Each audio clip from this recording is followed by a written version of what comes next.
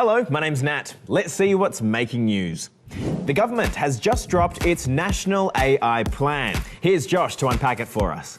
Australia's first ever AI plan is a little confusing, I'm not going to lie, but essentially it outlines how we'll invest in new AI systems and data centres to reap all the economic benefits of the tech. But just over a year ago, the government also said it would introduce AI guardrails to reduce the tech's harms. But here, those guardrails are nowhere to be found. Instead, the government says it's starting a $30 million AI Safety Institute that'll monitor how the tech progresses and flag if laws are needed further down the track. And that pivot has some people worried. It's a very dangerous decision that the government's made to not put in place quite distinct, real, binding guardrails for AI. So, what's your take?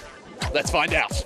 I think we should absolutely be making more laws on it. I think we should outlaw any generative AI around audio and video. Since AI is like so new and it's just progressing so quickly, I feel like it kind of goes a bit unrecognised. I have concerns about AI taking over people's jobs. Even over TikTok, like all like the AI like videos of making it a person do something when it's not the person, it looks so real. It's very like, it's incriminating, like it can actually destroy someone's life. Romance in AI, how there's like chatbots and things that you have like relationships with, I think that's pretty bad, and there's been some pretty bad stories about impacts on mental health using those. We should restrict AI to being more of a search function and maybe a text generation platform rather than making images and videos.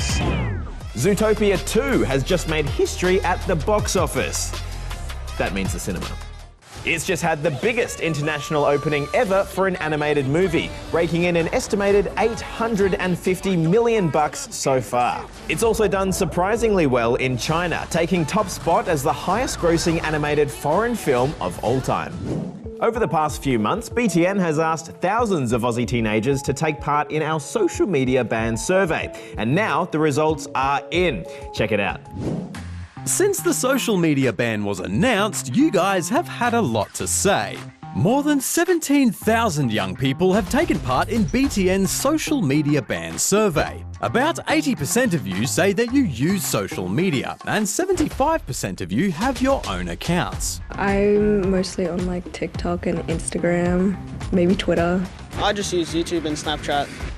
27% of you told us that you use social media to make stuff. Young people who are already content creators, like how are they going to take that away from them?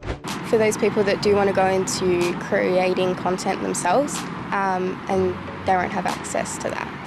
And 75% of you told us that you don't plan to give up your account when the ban starts on the 10th of December. I'm not going to stop using social media because I'll just use my parents. I would never give up social media until the day I die, no. It's just no. So ultimately, do you think the ban is a good idea?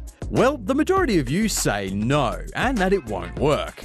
I do not think that anyone is going to obey it under 16. It gets people off the devices and out connecting with nature, connecting with their friends, and that's a really good thing. You cannot stop the kids. They will find a way. Now it's time for some stories that'll make you go, clever. Clever. First up, to a very cheeky pelican in the Western Australian town of Kalbarri, who's earned itself the nickname Naughty Boy. Naughty Boy has become a bit of a local celebrity for videos of his antics, which have recently popped off on social media, including bossing around other birds, playing dead, and even attempting to eat seagulls. And if he grabs the seagulls, everyone is so entertained. They think it's so funny, but it's not our intention that he eats the bird. Now to an old Aston Martin car in the UK, which has just been restored after spending decades rusting away in a garage. It belongs to John here, who was a teenager when he bought the car for less than £1,000. And now he and his wife Sue have been able to take it for its first drive in more than 40 years. Wow, I've never been in it before. Oh, she rolls lovely. And finally, to a robot helping archaeologists in Italy at the ruins of Pompeii. It's doing one of the trickiest tasks for any archaeologist, reassembling fragmented artifacts. But using image recognition and AI-powered puzzle solving, it can make quick work of piecing together these ancient relics. Well, that's all from us today. We'll see you tomorrow. Bye for now.